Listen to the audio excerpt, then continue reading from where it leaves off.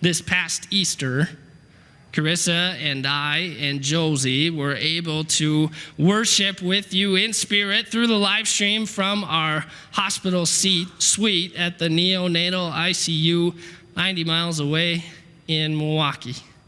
And what a blessing it was for us to be able to gather our hearts with our family growing in Christ and to hear Pastor Wardell stand in this very pulpit and preach the message of the resurrection comfort.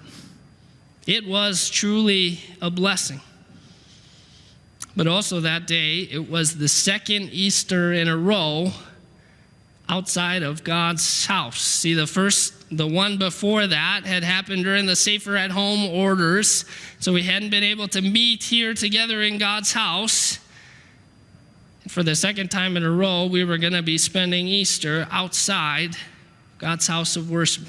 It's simply, I couldn't bear it that year. And so I had to drive and get a COVID test for whatever reason. But on the way back from that, I stopped in the parking lot of my childhood church, and I snuck in the back, and nobody noticed me. I stayed where nobody could see me. I was still wearing my sweatpants from 2 days before when Josie had been born. And I waited for exactly what I knew was coming.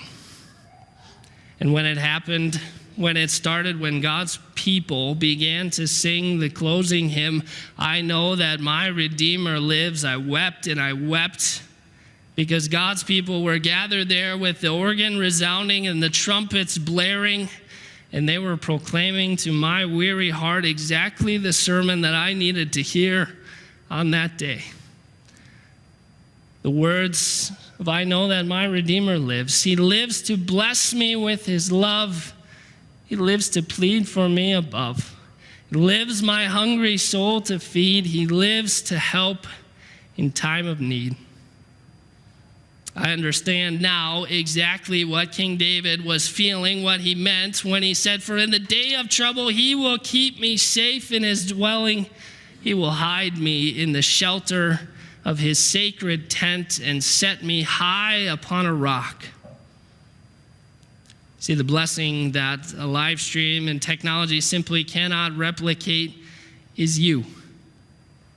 God's people gathered together, singing and serving one another with his words and with song and with your confession of faith and with your very presence.